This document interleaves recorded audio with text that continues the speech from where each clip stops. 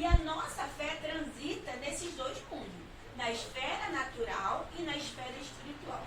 E algumas vezes vai acontecer aquilo que o apóstolo Paulo fala, que quem é natural não discerne o que é espiritual. A irmã estava falando aqui sobre alimentar a carne ou alimentar o espírito, né? Aquilo que você alimenta é o que prevalece.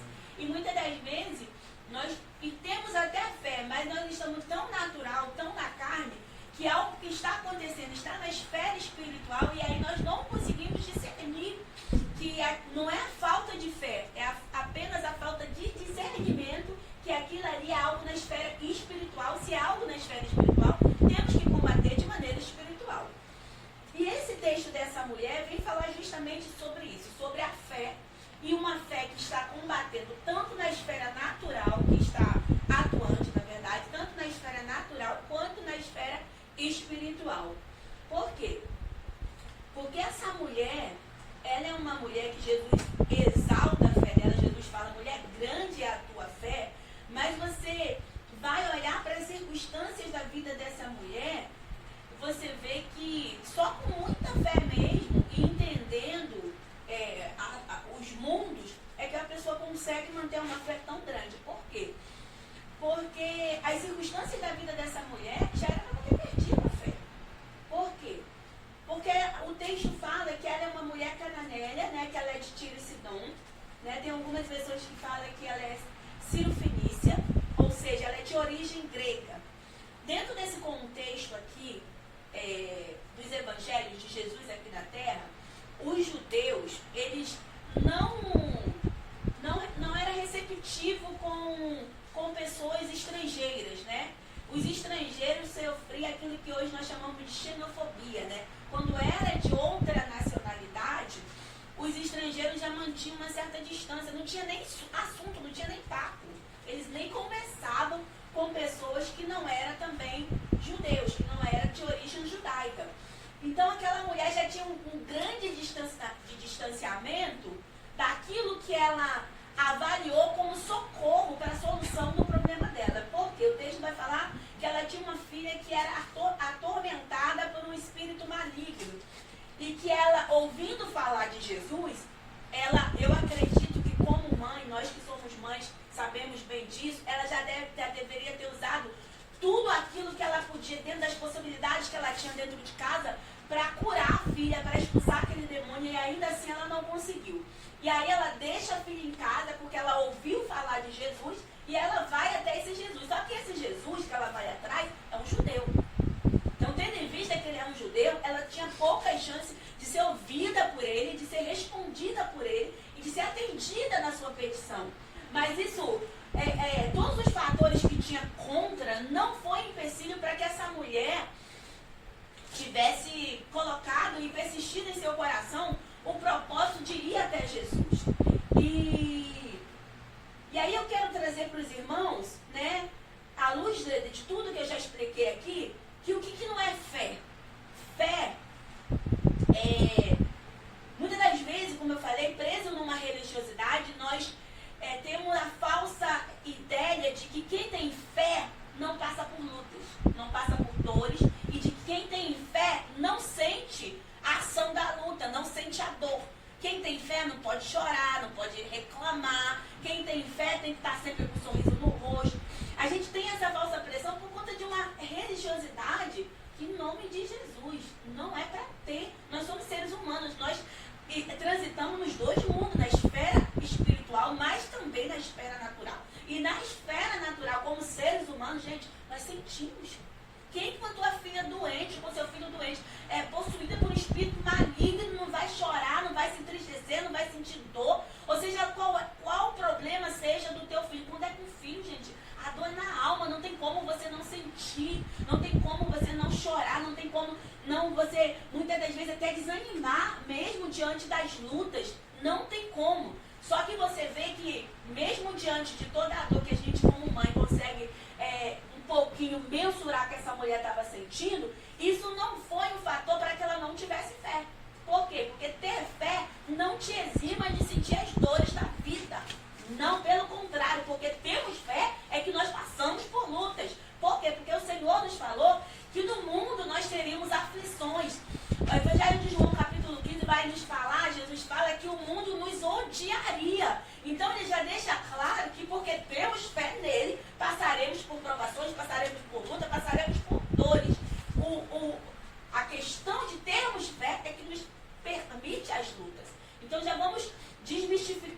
tirar essa ideia errônea de que porque você tem fé, você não vai sentir. Não, você vai sentir. Você vai sentir. O que você não vai fazer é desistir. Porque quem tem fé não desiste. Ainda que a sua fé seja como Jesus fala para os discípulos, do tamanho de um grão de mostarda, você não vai desistir. Essa mulher, ela sabia de todos os fatores contra ela. Ela era grega. Os gregos não se davam com os judeus. Qualquer pessoa de origem estrangeira, seja de qual nacionalidade fosse, não era bem-vindo para os judeus. Os judeus, para eles, só eles tinham acesso a Deus, né? Só ele ia ter acesso ao Messias quando o Messias viesse, porque para os judeus o Messias ainda não tinha vindo. Então, para eles, só eles tinham direito a essa salvação, a misericórdia, o amor. O resto era tudo excluso. Então, tinha muitos fatores contra ela, mas ainda assim ela não desistiu. Ela colocou um propósito no seu coração. Ela falou, não, eu vou até esse Jesus. Eu vou até esse Jesus, sabe por quê? Porque eu já ouvi muitas coisas sobre ele. No final eu vou trazer aqui o que mais ou menos ela ouviu sobre esse Jesus. E ela não desistiu. Então, fé não é ausência de lutas, pelo contrário. Porque você tem fé, você passa por luta. Segundo ponto, fé não é otimismo. Porque o otimista, ele vai até um certo ponto. Quando a dor aumentar um degrau, ele desiste. O otimismo vai embora e ele retrocede. Você vai ver que ela vai te encontrar Jesus clamando, Jesus, filho de Davi, tenha misericórdia de mim. E eu amo, porque ela era grega, porém ela fala como a judia, porque só os judeus sabiam que o Messias vinha da descendência de Davi. Então ela muda a sua fala para convencer a Jesus a atender o seu pedido. E ainda assim o texto vai falar que Jesus não respondeu palavra e os discípulos ainda interpelam Jesus e falam assim, mestre, atenda ela ou despeça ela, porque ela está, né, atrapalhando, ela está aqui nos incomodando. E ainda assim essa mulher não desiste. Não desiste. Muitos de nós, por muito menos, nós desistimos, nós retrocedemos, nós voltamos atrás dos nossos propósitos. Por conta de pessoas, muitas das vezes, que nem tem a mesma fé que nossa, que nem professa a mesma fé que nossa. Fala assim, você está orando à toa, está indo para a igreja à toa, nem estou vendo nada na tua vida. Você vai lá botando para a cabeça, ai meu. Cara, a pessoa nem entende qual é esse Deus, porque a palavra de Deus vai falar que quem é natural não vai discernir o que é espiritual, não professa a mesma fé que você. Muitas das vezes, até finge professar, mas não está no mesmo propósito que você, então vai usar a palavra para te desanimar, para migrar a tua fé, e você está dando os ouvidos. Essa mulher, ela só tinha ouvido falar, mas o que ela ouviu falar foi suficiente. Por quê? Porque ela não era uma otimista. Os otimistas, eu encontro muita gente assim, na minha caminhada, vocês também já devem ter encontrado. Pai, Senhor, meu irmão, tá tudo bem, só vitória, missionário, só vitória. Só vitória, olha, tô cheio. Meses depois a criatura está no mundo, envergonhando o nome do Senhor, fazendo tudo que é contrário ao só vitória. Então não era fé, era otimismo. E ter fé não é ser otimista. Ter fé, você vai saber que vai ter alguns dias que não vai ter vitória não, meu irmão. Vai ter alguns dias que vai ter derrota mesmo. Vai ter derrota, você vai se sentir perdedor, mas você sabe o que está escrito nas escrituras, que é o quê? O choro pode durar uma noite, essa noite pode durar muitas das vezes 1 ano, 2 anos, mas o que vem a seguir é que a alegria vem ao amanhecer. Um dia esse choro vai cessar, essa luta vai cessar, você vai atravessar esse deserto, você vai atravessar esse mar, você vai chegar ao destino que o Senhor já preparou para a tua vida. Glória a Deus. Então fé não é otimismo.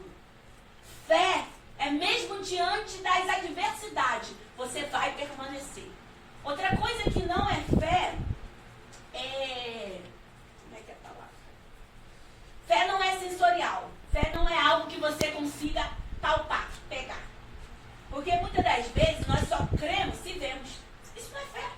O autor de Hebreus capítulo 11, que é o capítulo dos heróis da fé, vai falar que fé é o que... Como é que fala lá? Vamos lá, gente. É o firme fundamento das coisas que não se vê. Falar que tudo que nós vivenciamos foi feito daquilo que não é aparente, foi feito por Deus, que é um Espírito poderoso. Então, fé não é algo palpável. Aí, Deus te promete uma coisa, mas você está no período da luta, no período do deserto, e aí, por conta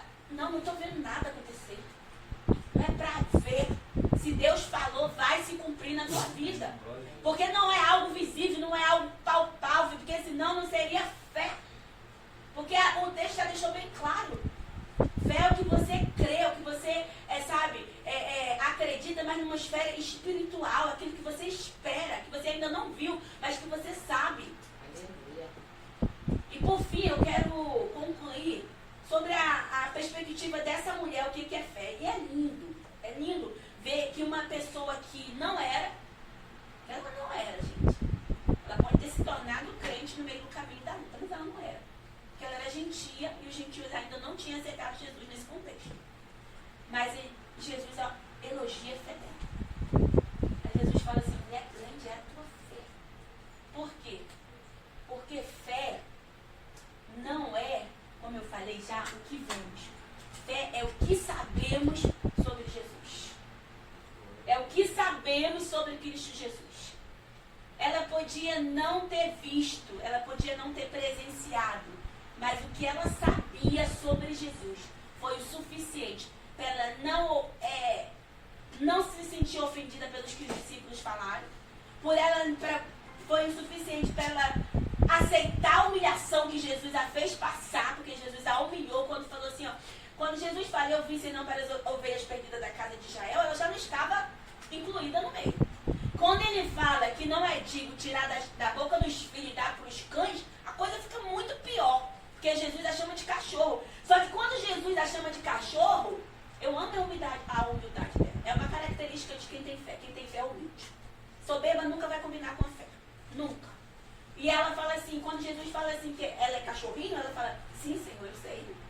Coisa linda. Por quê? Porque ela precisava do milagre do Senhor, ela sabia das suas necessidades. Quem sabe quem Jesus é, o que precisa dele, aceita as humilhações calado. Sabe? Sem reclamar. Por quê? Porque o Senhor fala que ele abate os soberbos e ele exalta os humildes. Ela aceita caladinha. E aí, por conta disso, Jesus fala, mulher, grande é a tua fé. Porque característica de fé é humildade. É você entender o seu lugar. E por que Jesus fala para aquela mulher que não é digno tirar dos filhos para dar para os cães? Porque ela tenta enganar Jesus. Quando ela fala, Jesus, filho de Davi, tenha misericórdia de mim. Ela fala como uma judia, mas Jesus quis falar para ela assim, eu sei quem tu é. E ainda sabendo quem tu é, eu sou misericordioso, eu sou amor, eu sou o perdão, eu sou tudo que você precisa. Não precisa você tentar me enganar, porque eu te conheço, eu te sono, eu te escolhi desde o ventre da tua mãe. E ainda assim, eu vou fazer na tua vida. Algumas vezes nós temos a falsa ideia, eu tenho ouvido, né, eu ajudo, discipulando algumas pessoas, e eu tenho acompanhado algumas pessoas com muito sentimento de culpa pelo que já fizeram na vida de errado. Eu aconselho mulheres, a mulher aconselha mulher, o homem aconselha homem. Fato. Então, algumas mulheres que não tem muito tempo, eu estou acompanhando uma menina que ela fez aborto. E aí ela se sentia muito culpada porque ela achava que Jesus não ia perdoar nunca, porque lá atrás ela fez aborto. E não tem muito tempo também, nós fomos a Três Rios, eu fui cumprir uma agenda lá, eu e meu esposo, e a igreja nos hospedou na casa de dois senhores que eram membros da igreja, que era em Minas, a casa deles, um lugar muito lindo. Nos hospedou na casa deles e lá estava uma irmã desses senhores, que era católica, apostólica romana, praticante. E essa mulher começou a nos indagar coisas sobre Jesus, sobre a palavra. E eu comecei a responder as perguntas dela. E ela começou a chorar e ela falou assim, olha, ninguém nunca me respondeu da maneira que você está me respondendo. Tem algo diferente em você.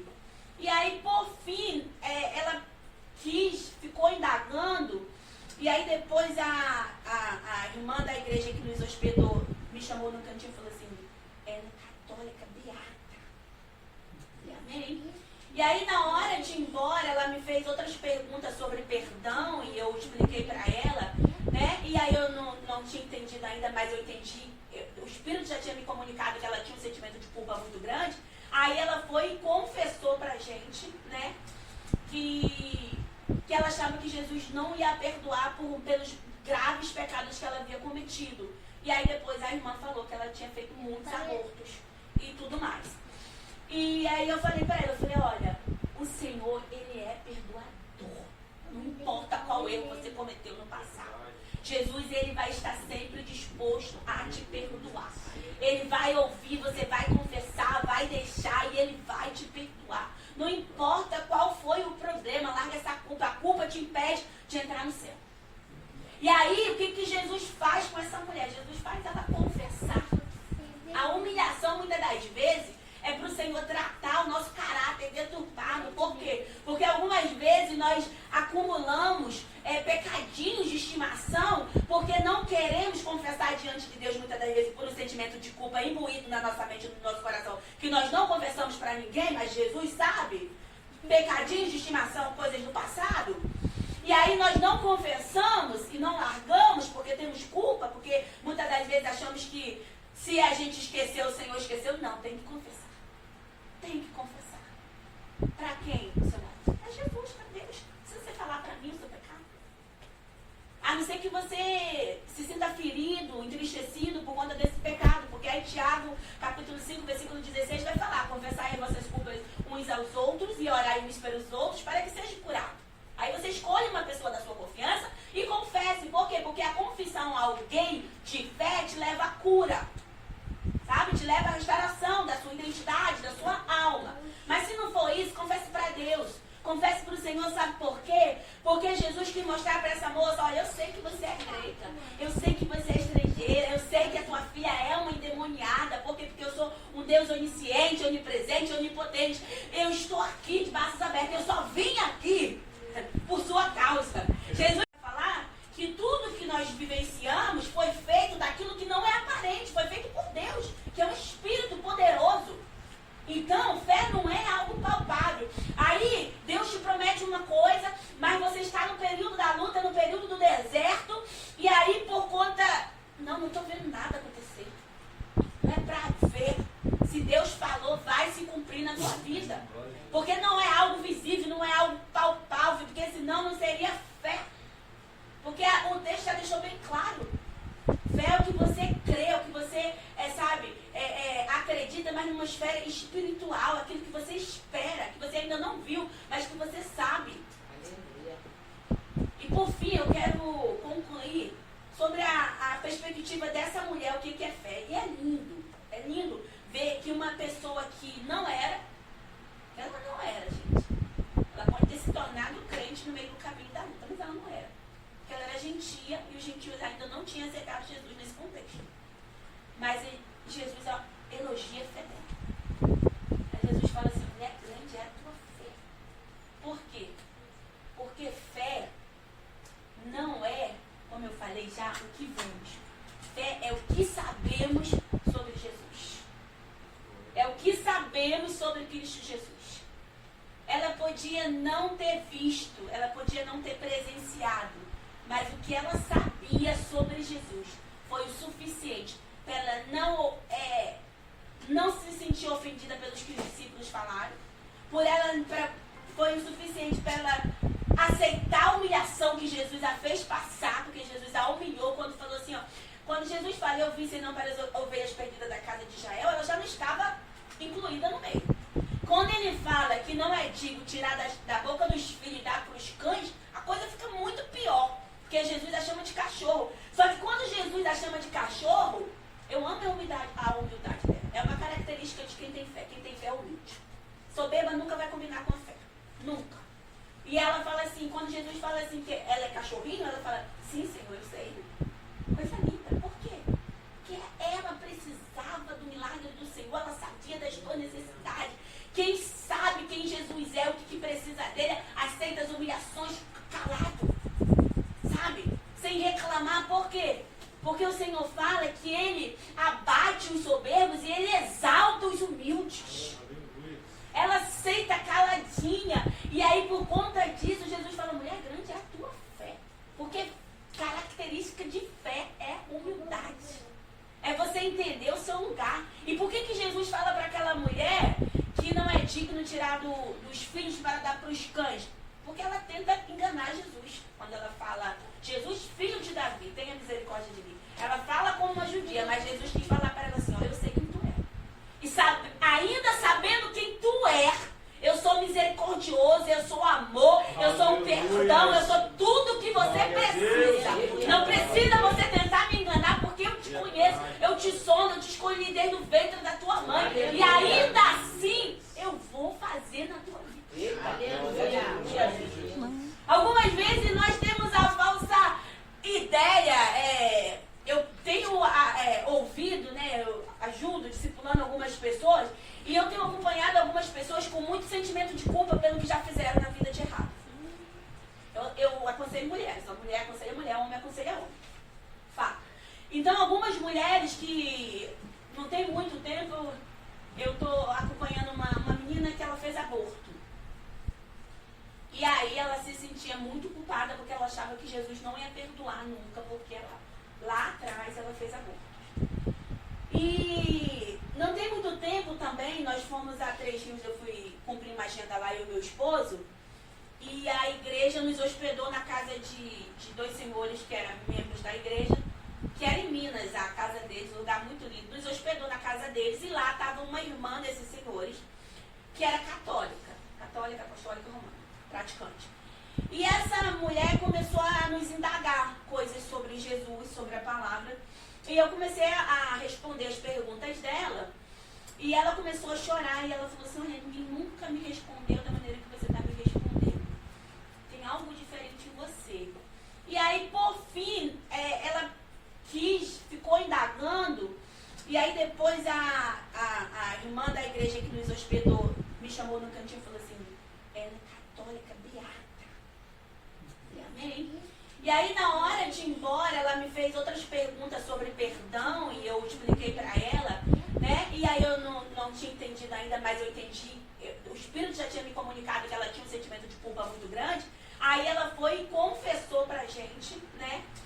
Que ela achava que Jesus não ia perdoar pelos graves pecados que ela havia cometido. E aí depois a irmã falou que ela tinha feito muitos abortos e tudo mais. E aí eu falei para ela, olha, o Senhor, Ele é perdoador. Não importa qual erro você cometeu no passado. Jesus, Ele vai estar sempre disposto a te perdoar. Ele vai ouvir, você vai confessar, vai deixar e Ele vai te perdoar. Não importa qual foi o problema, larga essa culpa. A culpa te impede de entrar no céu. E aí, o que Jesus faz com essa mulher? Jesus faz ela confessar. A humilhação, muitas das vezes, é para o Senhor tratar o nosso caráter deturpado. Por quê? Porque algumas vezes nós acumulamos pecadinhos de estimação porque não queremos confessar diante de Deus, muitas das vezes, por um sentimento de culpa imbuído na nossa mente e no nosso coração, que nós não confessamos para ninguém, mas Jesus sabe. Pecadinhos de estimação, coisas do passado. E aí nós não confessamos e não largamos porque temos culpa, porque muitas das vezes achamos que se a gente esqueceu, o Senhor esqueceu. Não, tem que confessar. Tem que confessar. Para quem, missionário? É Jesus, para Deus. Se você falar para mim o seu pecado. A não ser que você se sinta ferido, entristecido por conta desse pecado. Porque aí Tiago, capítulo 5, versículo 16, vai falar: confessai as vossas culpas uns aos outros e orai uns pelos outros para que seja curado. Aí você escolhe uma pessoa da sua confiança e confesse. Por quê? Porque a confissão a alguém de fé te leva à cura. Sabe? Te leva à restauração da sua identidade, da sua alma. Mas se não for isso, confesse para Deus. Confesse para o Senhor, sabe por quê? Porque Jesus quis mostrar para essa moça, olha, eu sei que você é grega, eu sei que você é estrangeira, eu sei que a tua filha é uma endemoniada. Por quê? Porque eu sou um Deus onisciente, onipresente, onipotente. Eu estou aqui de braços abertos, eu só vim aqui por sua causa. Jesus... Livro de Marcos, se eu não me engano, é no seu capítulo 7, conta a mesma história dessa mulher. E lá vai nos falar um detalhe, que é para concluir a mensagem. Marcos 7, que fala assim, ó. Marcos 7, 25. Pois uma certa mulher, cuja filha tinha um espírito imundo, ouvindo sobre ele, veio e lançou-se aos seus pés. Eu falei que fé é o que sabemos sobre Jesus. Que fez ela permanecer diante de tudo que ela ouviu de tudo que ela já tinha passado, foi o que ela sabia, que ela ouviu sobre Jesus. E o que ela ouviu sobre ele? Estava ali. O que ela ouviu sobre ele. E o que ela ouviu sobre ele? Ela ouviu que ele tinha transformado água em vinho. Ela ouviu que ele tinha multiplicado peixes e pães. Ela ouviu que ele tinha dado a vista ao cego. Ela ouviu que ele tinha ressuscitado a filha de Jairo. Ela ouviu que ele, depois de 4 dias, Lázaro morto, ele foi lá e gritou: Lázaro, sai para fora. E Lázaro saiu. Ela ouviu que ele, no meio de uma tempestade, caminhou sobre o mar. Ela ouviu o que está escrito em João capítulo 1, não importava a origem dela, se ela era grega, o que ela era. Mas o que está escrito em João capítulo 1, versículo 12 é: eu vim para os meus, mas os meus não me aceitaram. E todos quanto me aceitaram foram feitos filhos de Deus. Então ela botou em seu coração: Senhor, eu já ouvi tudo sobre você e eu te aceito. Por isso eu estou aqui, porque eu sou sua filha. E eu só saio daqui com o meu milagre. Por quê? O que é um espírito imundo para quem ressuscitou morto? O que é um espírito imundo para quem deu visão ao cego? O que é um espírito imundo para quem caminhou sobre o mar durante uma tempestade? O que é? É nada. É nada. Então ela não se moveu porque ela sabia a grandiosidade do poder dele, do poder de Jesus. Eu não sei qual o nível de luta, de guerra que tem permeado a vida de vocês. Mas eu quero dizer que esse mesmo Jesus, que inclusive morreu numa cruz pelo meu e pelo seu pecado, que passou todas as dores da via dolorosa, que se fez maldito, como está lá na carta aos Gálatas, por mim e por você, sendo pendurado numa cruz, ele está aqui nessa tarde. E esse mesmo Jesus, a palavra vai falar em Mateus capítulo 18, que o desejo dele é salvar a todos. Porque João vai falar nas suas cartas, João fala assim: olha, eu amo, mas ele me amou primeiro. Eu não sei o que você está passando, mas eu quero reafirmar aquilo que João falou. Ele te amou primeiro. E ele está aqui. Glória. Então não importa o tamanho da sua dor, da sua luta, do seu problema. Ele é cura, ele é transformação, ele é vida, ele é salvação, ele é restauração. Ele é Jesus. Quem é Jesus? O Todo-Poderoso. Não há nada que ele não faça. Lucas 1,37 vai falar que para ele não há impossível. Então não olhe no natural, não olhe pela circunstância, não olhe, sabe, pelo aquilo que tua mão possa fazer. Olhe para ele, que para ele não é impossível. Tenha uma fé, entendendo que fé não é pelo que eu vejo, mas pelo que eu sei dele. Aleluia. Que eu sei dele é o suficiente para eu não me mover dessa presença. O que eu sei dele é o suficiente para eu entender que eu até hoje está choro, mas que amanhã a alegria virá. Eu não sei se vocês estão entendendo a atmosfera que está neste lugar. Eu sinto um ambiente de glória o escritório que o irmão falou, né? Nesse escritório. Porque o que Jesus precisa é só isso. Ele não precisa de uma igreja. Igreja somos nós humanos que criamos. Ele precisa de um ambiente com pessoas com coração, sabe, voltado para ele, que tenha fé nele. Ele só precisa disso para que ele manifeste o poder dele. Qual é a área que você precisa que ele manifeste o poder? Ele está aqui. Abre o seu coração para ele aqui nessa tarde. Vamos começar a orar.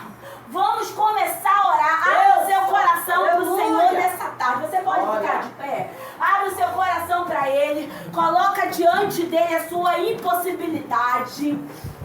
Coloca diante dele a sua guerra, a sua luta, a sua dor. Faça como essa mulher fez. Ela se prostrou aos pés do Senhor. Ela, Senhor, a minha filha está miseravelmente endemoniada.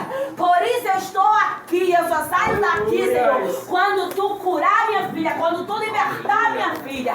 E aqui estamos nessa tarde. Eu não sei, né, o que tu tem buscado em Cristo Jesus, porque nós buscamos o reino, mas o Senhor falou que nós comeremos o melhor dessa terra. Então, enquanto estivermos aqui, Deus tem o melhor pra gente. Eu não sei o que você tem buscado, eu sei o que eu e meu esposo, a minha casa tem buscado. E por isso que eu clamo ao Senhor, eu coloco diante dele, porque eu sei que Ele é o Deus que veio, Ele é o Deus que provê, Ele é o Deus que faz todas as coisas. E por isso eu quero unir a minha oração à oração dos irmãos nessa tarde.